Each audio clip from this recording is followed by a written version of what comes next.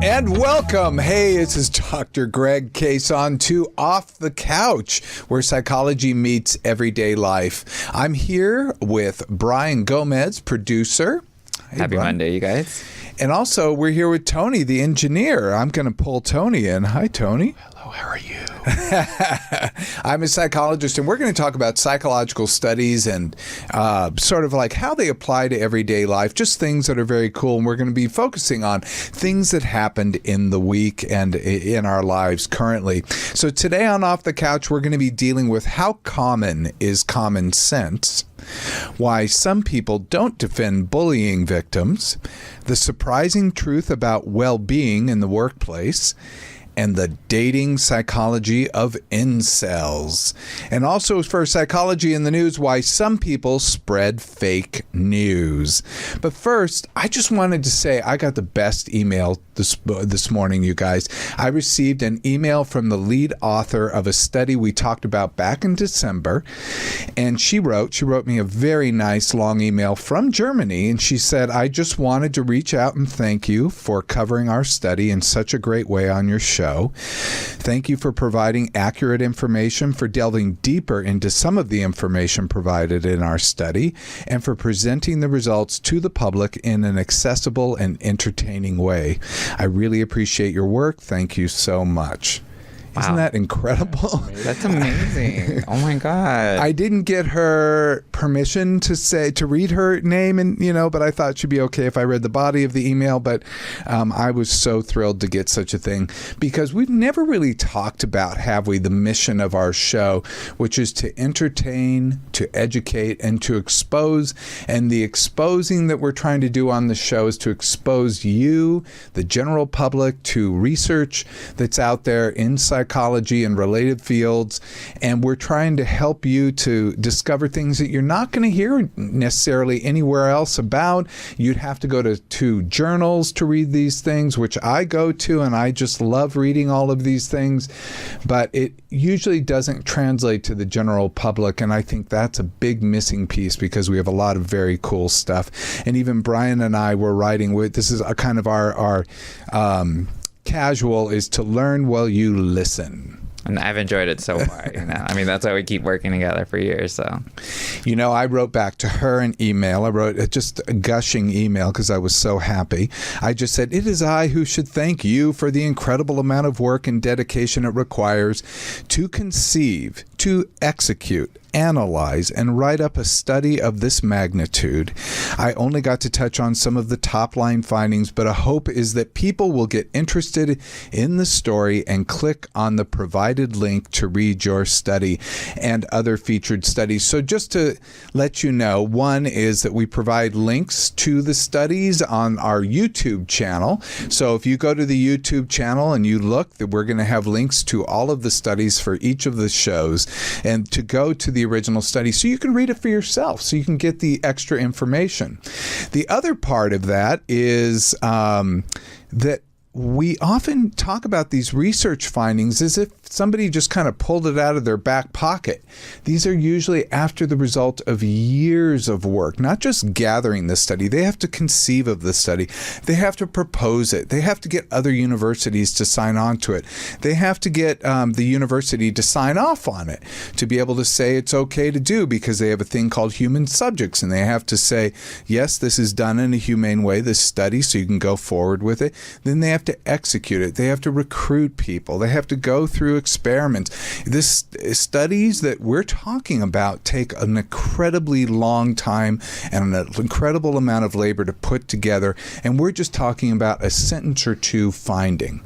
So we're very lucky and privileged to be able to do something like that, but at the same time, we never really think about all that goes in it. It's like this sweater I'm wearing. We don't think about all that went into choosing the color for this sweater.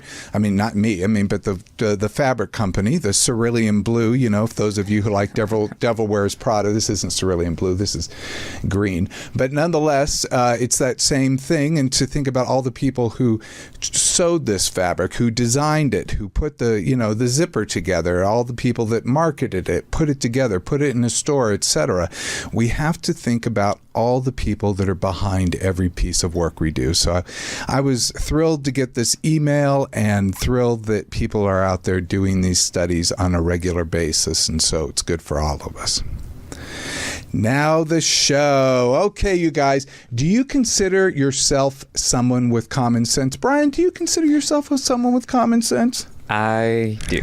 I do. And I am usually upset because I feel like a lot of people lack the common sense. Well, how about you, Tony? Do you have common sense?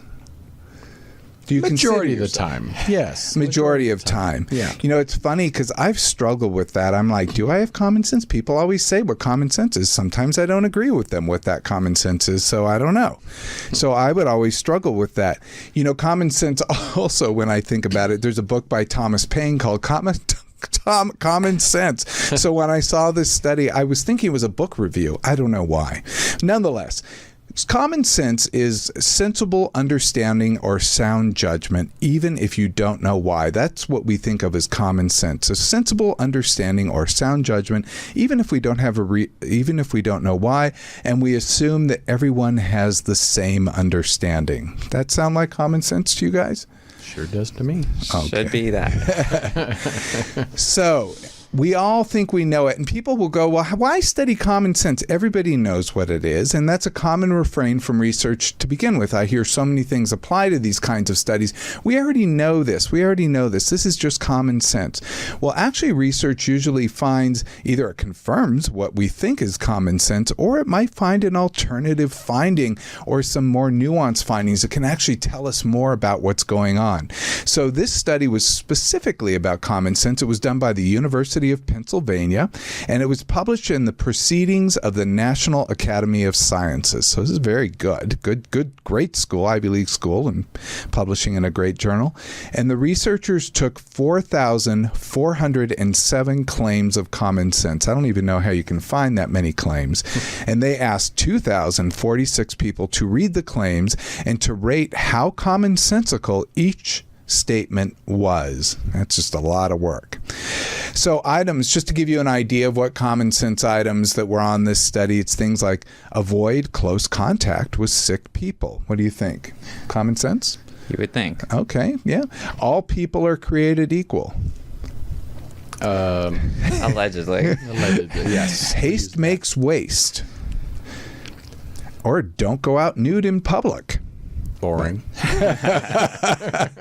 So the researchers found the following saying by Voltaire to actually be true, that common sense is not so common. Now, Voltaire may have been implying something different, that most people don't have common sense, but in fact what they were finding is that common sense, people can't really agree about what it is, about what these findings are.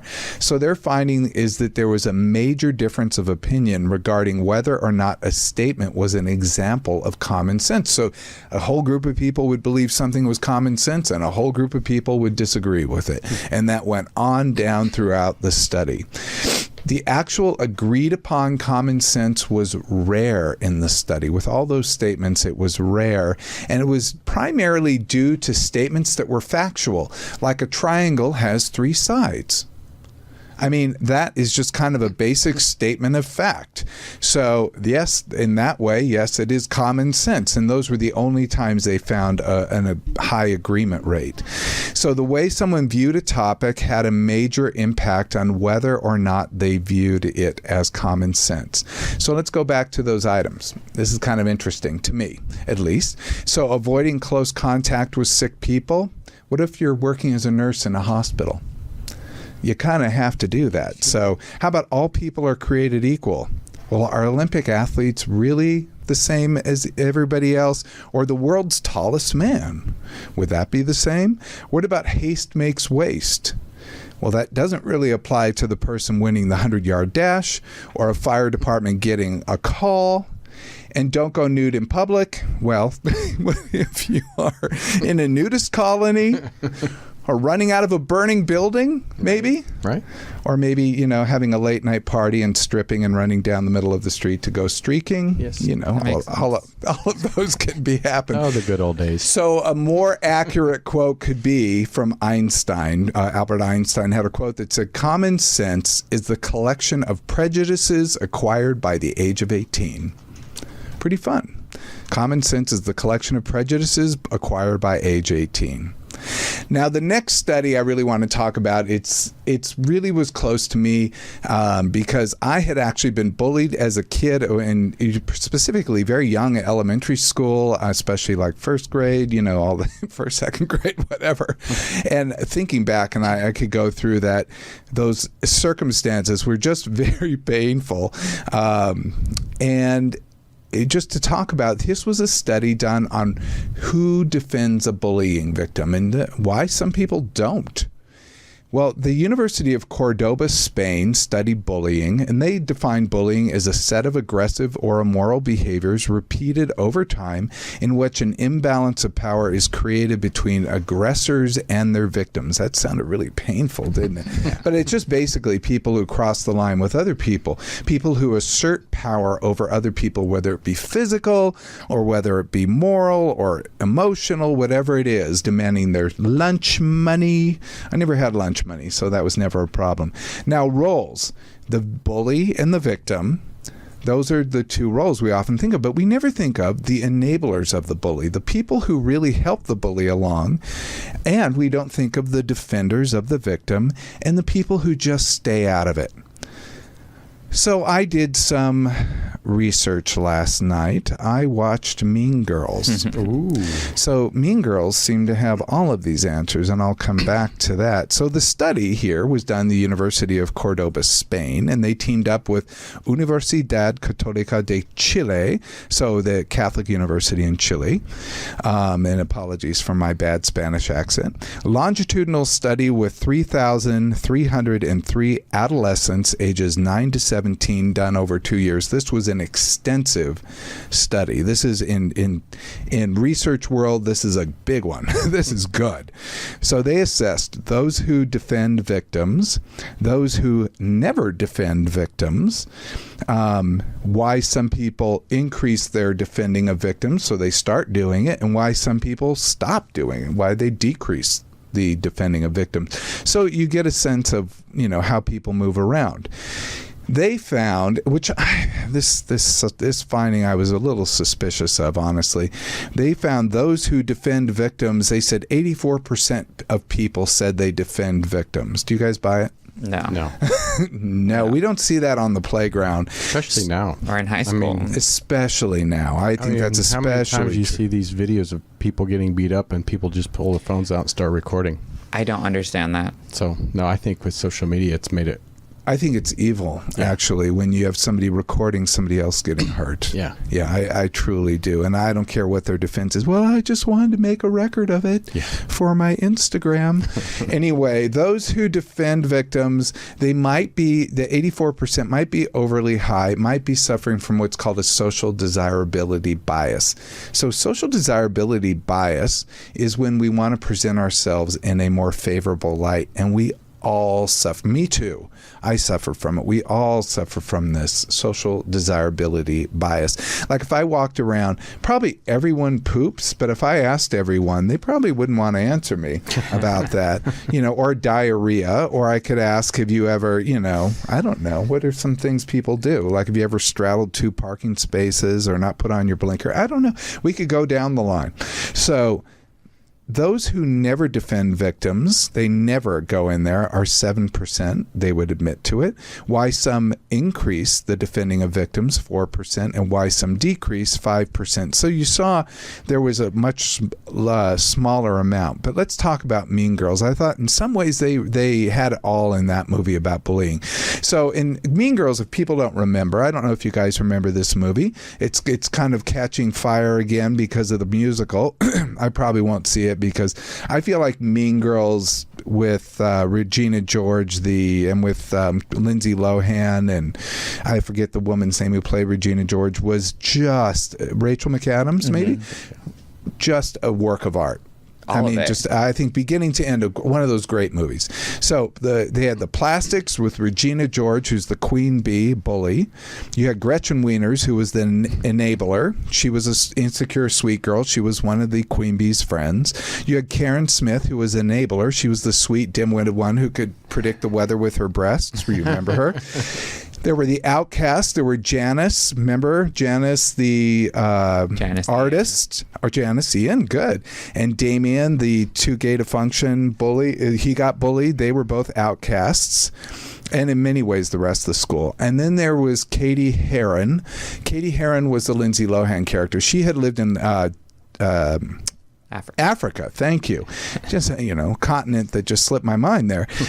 She had lived in Africa for all those years, and she transitioned to school at the age of 16. So she had never been in a public school, and she was an incredibly well-adjusted young woman. And she came in, and she was a bit of an outcast because she was not dressed the same as everyone. She didn't really know what to do or how to negotiate things. So she was an outcast, and then she was recruited by the queen bees, the Plastics, because she was so pretty, rockin' body, the whole thing. They're like, okay, we need you as part of our group. They pull her in. Then she she started to function as this double agent, being a defender of the outcasts. And then she stopped being a defender and then became a bully herself.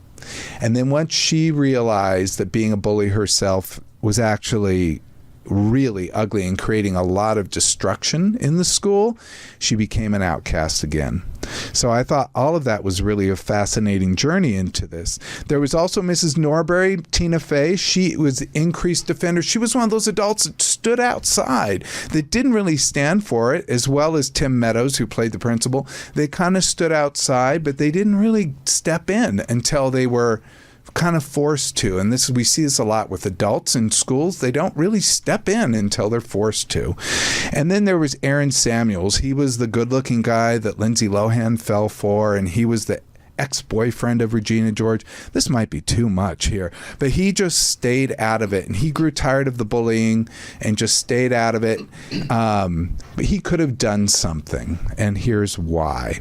It seems that popularity is the key to defending someone from a bully. So people who always defend a bully see themselves as normal, well-adjusted, and popular.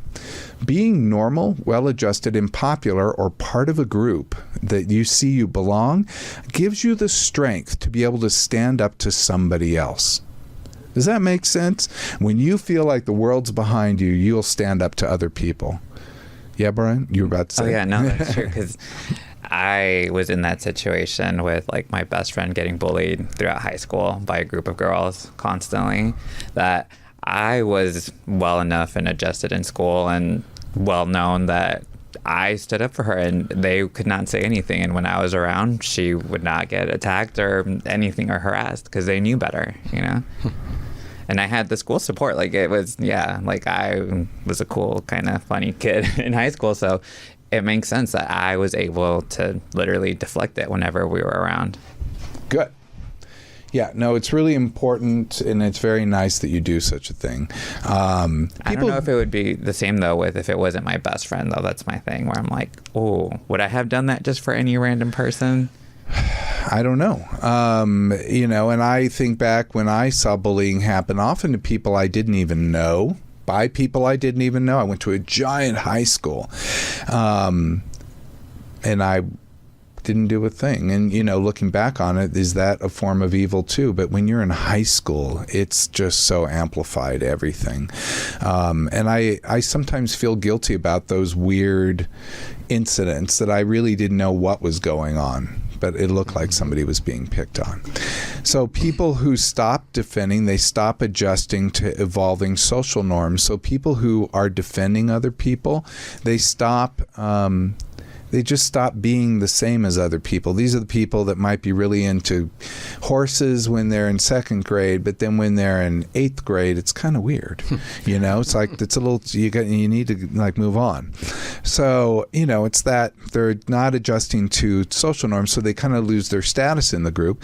People who begin defending feel more integrated into the group and see that they have a position of influence. I think as I went through school, that increased with me. But, it's funny. I went to such a big school, such a big high school that I don't remember, outside of seeing it very distant from me, I don't remember seeing it in my friend group or within all the people that I knew, and it probably was existing. I mean, I probably have to do a real hard look. Again, I went to a school of 4,000, so we could get lost. But there were those who stay out of it. They don't feel the part of the group, so they could feel powerless, which I think is a large part of high school. And people like Aaron Samuels, who stand by and watch it happen for another reason, because he maybe used to be an enabler and now just doesn't want anything to do with it. So what it seems to be is that, if you're popular, you get a lot of power. Bottom line. People should use that power for good. Use the power for good. If you're in high school, you need to use that power. I wish I had known more than I do. Than I did then. I wish but you know what they say. Youth is wasted on the young. And I think when I was young, I didn't always know what was best. I don't know if we still do now. So let's talk about wellness in corporate America. This is actually a meaningful topic to me because I was thinking, I actually did my research in this and something called attitude change. And attitude change was, something, I looked at, and I looked at mental health organizations and I looked at training them to change attitudes, to better match things. It was like a precursor to what we now hear is DEI, diversity, equity, inclusion. And back then when I did my study, I did a very large scale study. I did it with over 50 groups. And what I found was, bottom line is that these kinds of classes and things don't work. And I really stood by my findings because I really wanted it to work. And what the data said something different, but the data actually said some kind of cool things about what does work for attitude change in an organization. And my data did stumble upon that, but it seems that but for some reason, I could have had a huge career in this because then it became a very popular form of education in corporate America. And we see this trend to promote workers' well-being in the workplace, doing things like mindfulness, stress management, relaxation classes, distributing well-being apps like Headspace and Calm. Do you guys hear of these things? No? Yes. Also, a lot of employers are giving their employees benefits or rewards for doing these mental health programs outside of their work, where they're getting paid for them to do a mental health session or anything, or the work is completely covering for let's say 6 sessions for them. Oh, well, that I do like, because that's counseling outside of the workplace session, and that's voluntary. So it's a little bit different, and you're not trying to change the whole workforce. You're basically offering a benefit.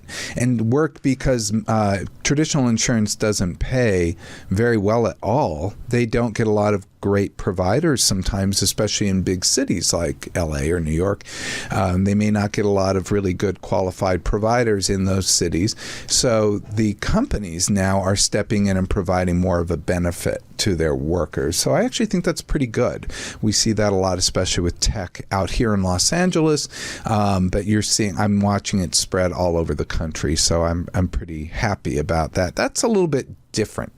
This is more like what we tried when I was at the hospital at UCLA, and we had in medical training clinics, just so you know, you guys don't need to know this, but for psychiatry. So in psychiatry, you graduate medical school, and then you go into what's called a psychiatry residency. A psychiatry residency is 4 years. So I was at UCLA and one of the faculty in the training program to help with that.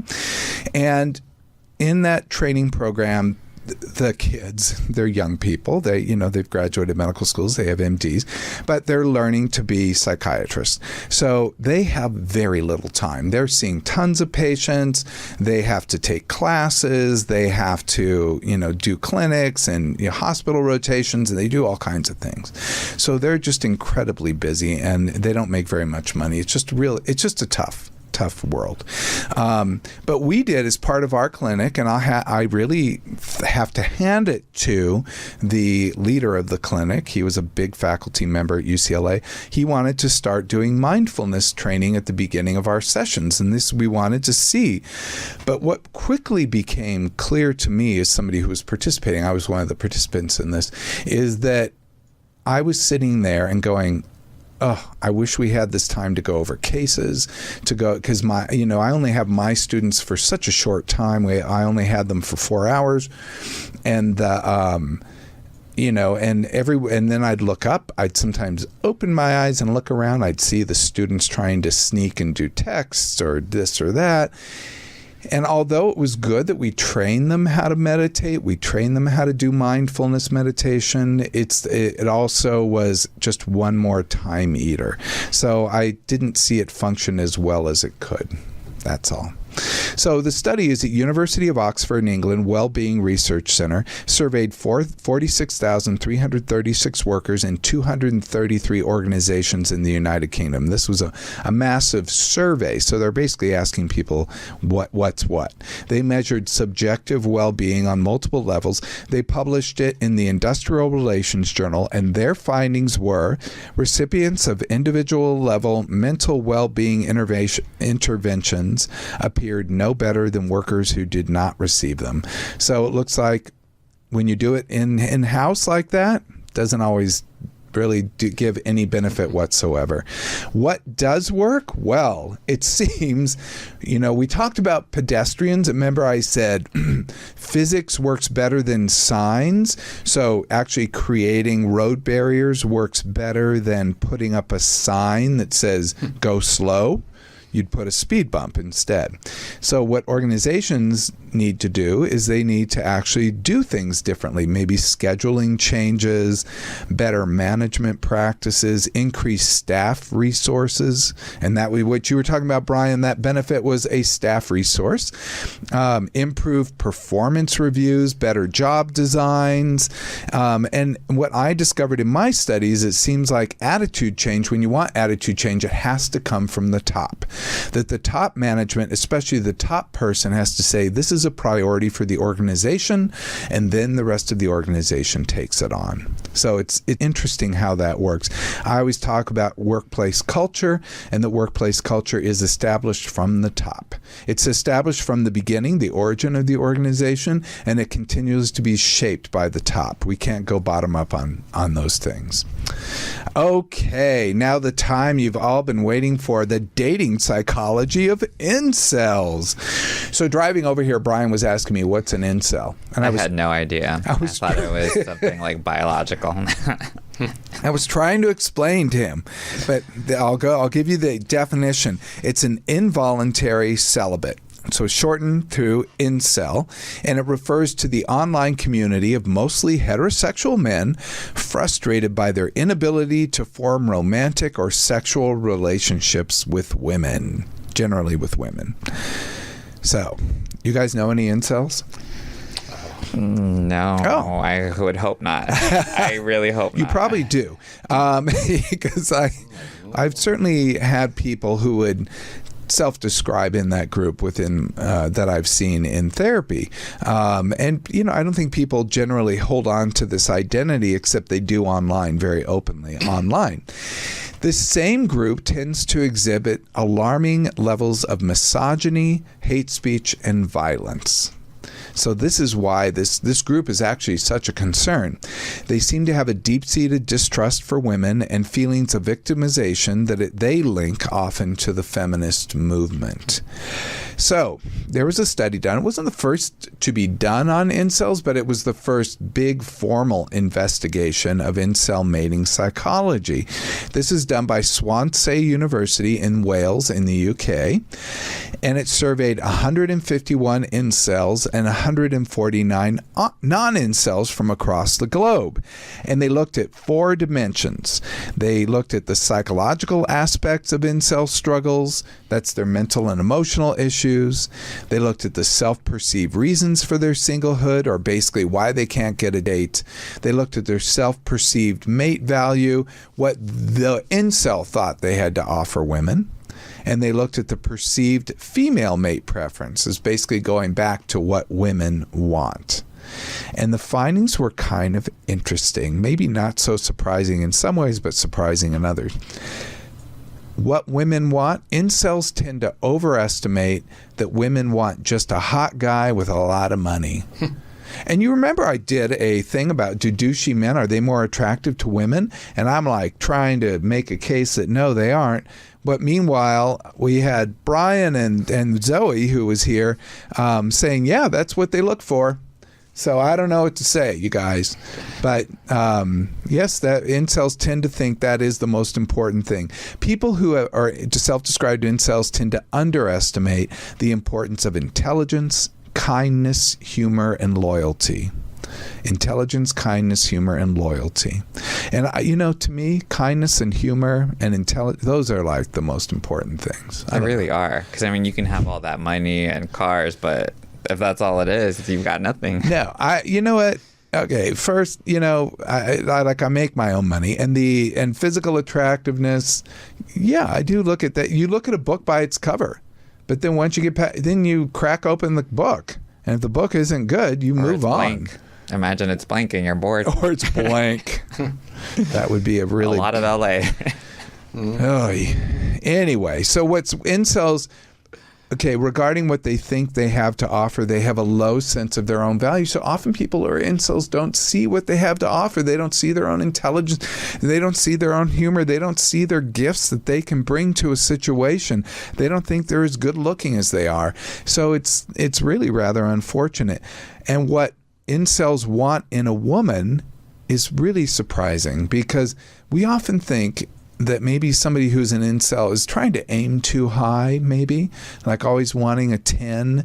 Like here in LA, let's face it, it's a town of 7s and 8s looking for 9s and 10s, and so everyone's missing each other because it's an incredibly good-looking town, yet a lot of people can't seem to find dates because they think someone's not good-looking enough, and it's really unfortunate. But here with incels, they're ready to look a little bit more in the range, but nonetheless. Also, the incel mental and emotional states might really explain a lot. They suffer from severe depression, anxiety, and loneliness. But maybe the biggest, or maybe not the biggest surprise to someone who might be listening, is somebody who's involuntary celibate or describes himself as an incel. A significant portion of them tend to exhibit traits of autism spectrum disorder. Now, autism spectrum disorder, just so you know, it's not quite the same as autism. I'll explain it really quickly. It can include autism, but it could be a whole range. We had an old name for things that weren't autism that had autism-like traits. That was a thing called Asperger's disorder. Then it was discovered that Hans Asperger was a Nazi and assisted in the annihilation of children with disabilities. So, we did away with that name quickly. Now it's all just called autism spectrum disorder. And that is the developmental condition that affects how people interact with others, how they communicate, how they learn. And let me give you some examples. So examples could be finding it hard to understand what others are thinking or feeling, getting very anxious about social situation. This is beyond social anxiety. Finding it hard to make friends or preferring to be on your own. This is beyond introversion. Seeming blunt, rude, or not interested in others without meaning to be. And I think this is the one you really recognize it when you see it. They're just blunt or rude, and then you call them out on it, and they're like, "What? What do you mean? I don't know what I just did or said." And then they find it hard to say how they feel. So they're just they just look a little robotic at times. So autism spectrum disorder, the global prevalence is only 0.62% or less than 1%. But the 2022 study found that 18.38% of incels had a formal diagnosis. So that approximately 18% had a formal diagnosis, and an additional 24.6% displayed symptoms that are indicative of autism spectrum disorder. So that's 43% of the sample. So I know that was a lot of numbers. Bottom line is we don't see this usually in the general population, but when we look at the incels group, we're seeing a lot of it, like a lot. So is it just being an incel just a symptom of autism spectrum disorder? Would be the question I have. Is that just one symptom that doesn't always appear but could appear? So that's just a curiosity. The problem is when misogyny creeps in. So let's just talk about misogyny, which are negative attitudes towards women. Misogyny is when when people who are incel doubt their own appeal to their female partners. Now think about this. Do you know the story of sour grapes? It's the fox. He's really wants these grapes. I think this is how it goes. And he wants these grapes and he can't reach them. He can't jump up high enough. So he just says, the grapes must be sour. They're bad grapes. So he can kind of deal with the fact that his own inability to get the grapes was not him. It was a choice because the grapes are bad. So that kind of sounds like this type of misogyny that they're declaring women are bad because they have difficulty getting women. So unwanted celibacy also predicts misogyny. So even when they don't identify as incels, so people who have trouble basically mating, and men who have trouble mating may have more propensity toward misogyny. And the belief in their low mating value may be the key. So negative attitudes towards women, it's kind of interesting. One comes from this, and there are a couple of cognitive, these errors we talk about. Mind reading, one, thinking women think poorly of them. They may think nothing of them. They may think very nicely of them, but mind reading is saying I can tell what she's thinking. And something called confirmation bias, we've heard a lot about that I think recently. It's focusing only on evidence that supports your belief.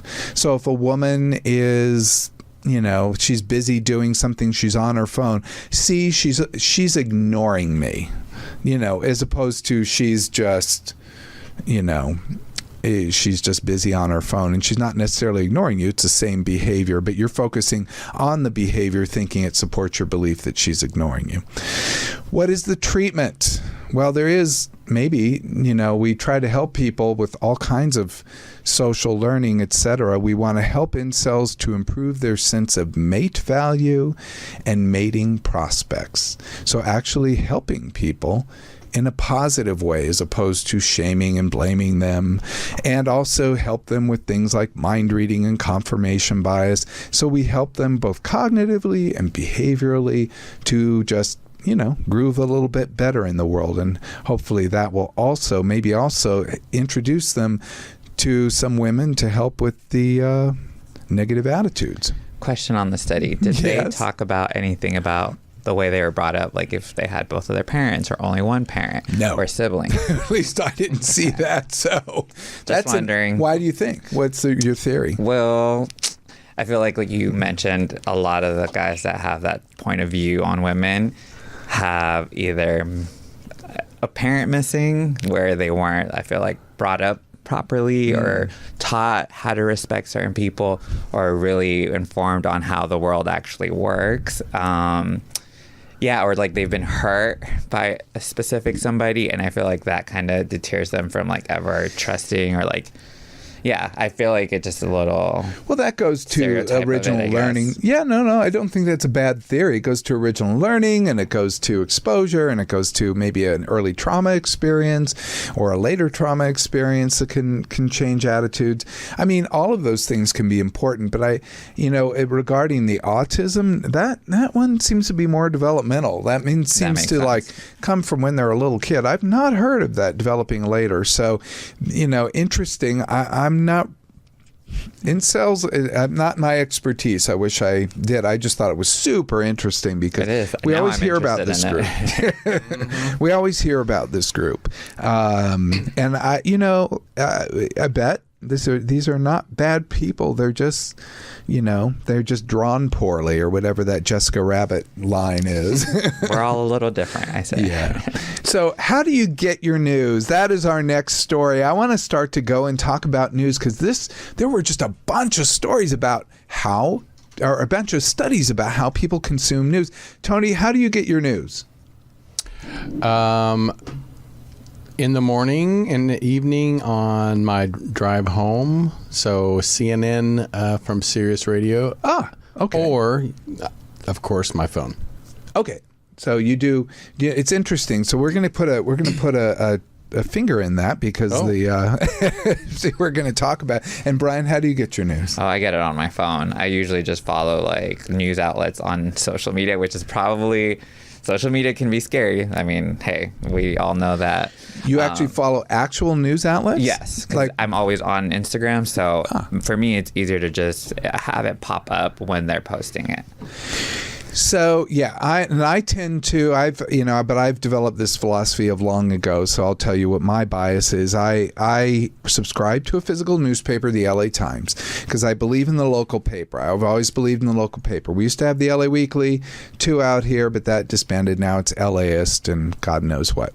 But when I lived in New York, it was the Village Voice, and there I subscribed to the New York Times. When I lived in Houston, I subscribed to the Houston Chronicle. You see a theme. I like the physical paper, and there's a particular reason I do, and because I like to just leaf through the paper and discover news, which is a little maybe curated because you're getting curated by the newspaper itself, but you actually read a lot of things that you wouldn't otherwise come across. I also do subscribe to online versions of Washington Post, Wall Street Journal, and New York Times. And yes, all of this costs a lot of money. And I will say that the LA Times subscription is not doable for most people. It's about $100 a week. Oh. It's crazy, isn't it? It's expensive. I mean, it's so expensive. Wait, am I going? It's like $200 every. Oh no! It's about $25 a week. I take that back. I was like, wow. No, I what take news that back. are they giving? Yeah. Right. No, wait. It better be really good news. Anyway, I'll have to go back and look. Whatever it is, I think it's. I can't go in. I have to look. But it's a lot of money. Whatever it is, I think it's out of reach to most people. I think it is about $25 a week. So I apologize. And then I also do the same thing you guys do. I look at my phone. I look at the research. Not research. I look at the stories there, and those are more curated for me because they learn my algorithm and they learn what kind of things to feed me. Same thing when I'm on YouTube, because I go to YouTube and I'll look up clips of things. I will look up specific things all the time, but because I look up specific things and YouTube's like, we're going to send you 10 more of those. So I start to get that. So I definitely am an amalgam of both just a regular news person, which is about 2/3 of people, and the news finds me. So news finds me actually is 1 in 3 adults. News finds me people are the people that only do it passively. So Brian, you might be a news finds me person where you just wait till it comes to you versus going and seeking it out. So this becomes very interesting because how it affects our consumption. Though many, if not most, still get it by traditional means. That's newspapers and network. Most 1/3 of news finds me. Oh, I just said that. So let's go to the study. This is by Penn State University. Penn State, by the way. So the University of Pennsylvania out in Philadelphia, and then there's Penn State way on the other side of Pennsylvania, and it's in this gorgeous little town, but way out there on the other side. It's really a cool place. But anyway, Penn State, they're great school too. did a study published in the Communication Research, and they basically said that thanks to algorithms, it's easy to take a passive stance accessing news, then spread it on social media. So the problem that they assess is that those that take a news finds me stance tend to believe they are more informed than they actually are. So that's interesting. So when people just take a more passive approach, they tend to believe they're more informed than they actually are. They did a study of more than 530 individuals. They tracked them while looking at mock news sites. This is so, in the research world, we have to control all the variables. We can't do these quasi-experimental. We like experimental. We like it where we can control the variables. It gives a much cleaner finding at the end. So they did these quasi-news sites, and they developed all these different ways, and they measured people as they clicked and clacked, as they looked at sites, as they went and found things, and they measured everything. This is what they found. So they looked also at their beliefs. I forgot to say about that. They looked at their beliefs, like, I rely on my friends to tell me what's important when news happens. I've actually heard this from a lot of people. And I can be well informed even though I don't actively follow the news. So study participants were shown hard and soft stories. Don't laugh, you guys. Hard and soft stories in random order. Hard stories were politics, business, and science. Honestly, these are the stories I like. And soft stories are celebrities, entertainment, and sports. Ooh, fun. Yeah, I don't like those. I used to, but not anymore. I used to read about celebrities and entertainment when I was a kid. I used to really like that stuff. But it's so funny as an adult. I don't know why. It's like sugary cereal, which I still love. Your favorite. I was like, what? That I haven't outgrown.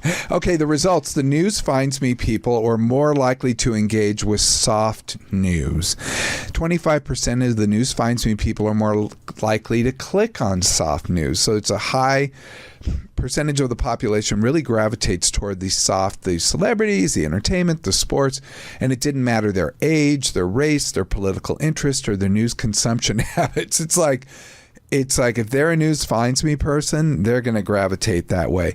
And I love how specific this is. For every 1 unit increase on the news finds me scale, the odds of clicking on a soft news story rose by 13%, and the amount of time spent on the story rose by 5 seconds.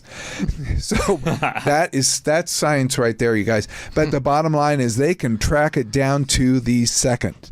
And even when they believe science news, like science news, that's a hard news study. If they believe science news would find them, they're still less likely to engage on science news like climate change when it's presented to them. They're like, oh yeah, it will find me. I'll read about it. And oh, there it is. I'm not going to read about it. So just kind of interesting. It tells us a lot about what things, and which takes me to the study I wanted to talk about today.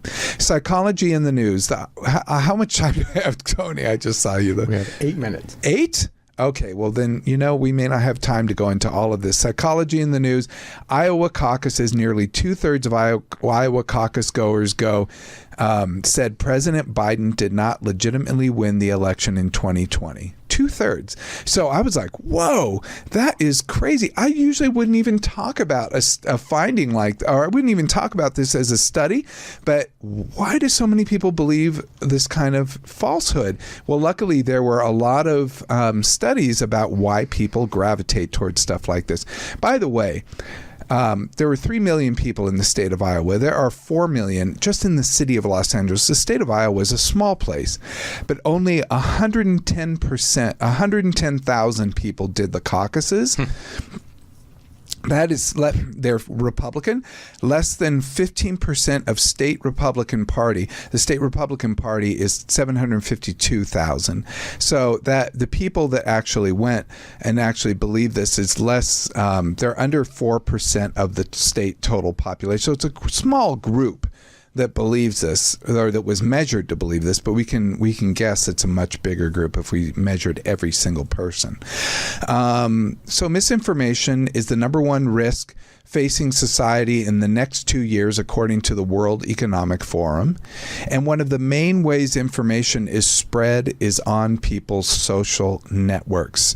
20% of people shared a story that they later found out was untrue. This is according to a study in Social Media and Society. So why do people share fake news? I guess I'll just run through it. I could go through it quickly. We'll just do it. Research from the Harvard Kennedy School. 1 in 10 people admit to sharing political information they know is untrue, but only a small minority might know it's fake. But nonetheless, it only takes a spark to start a misinformation wildfire. And the reasons people said they shared, they thought the item was funny. They wanted to illustrate an item was false. Like, can you believe this? Others minimize harm, like no one cares, no one will believe it, so I'll just share it anyway. Other reasons were much worse. And actually, the Harvard paper, and I put a link, actually goes into some dark stuff, but I'll just say it in its sort of biggest form. People had antisocial or negative desires. They wanted to hurt people. So they wanted to spread information to achieve personal objectives, even if it means attacking other people to try to manipulate them, like a smear campaign against a politician or boosting a politician, like who doesn't deserve it. People who do these are not bothered by whether the news is true or false. They don't care if the news harms others. They just want to achieve their own personal objectives. How about that? And then there's another group that's absolutely the opposite.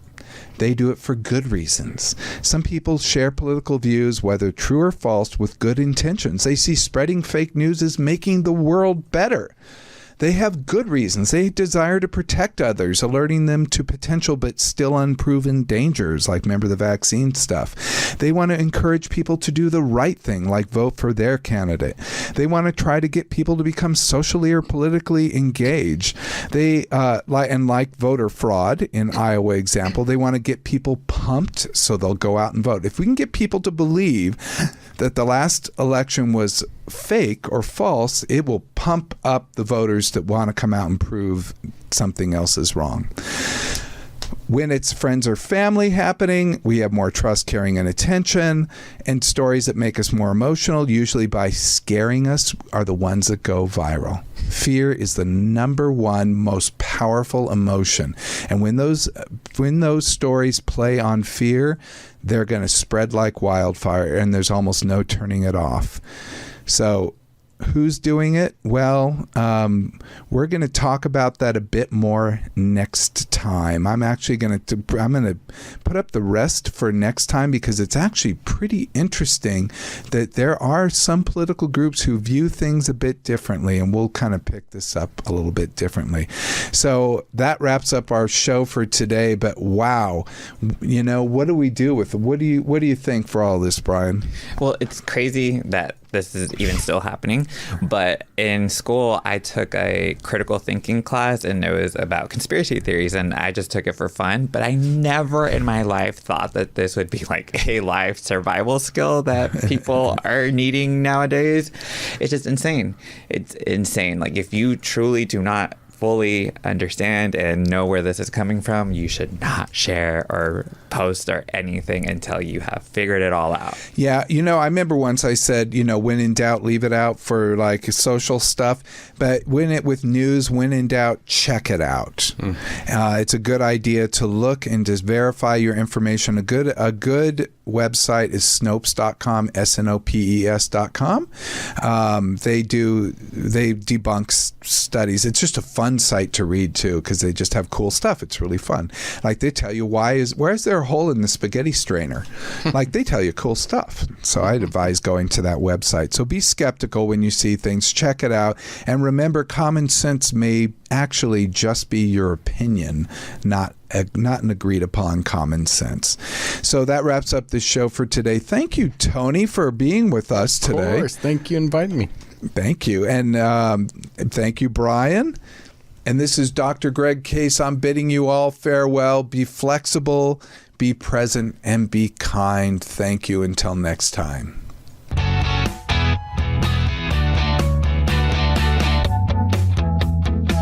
I was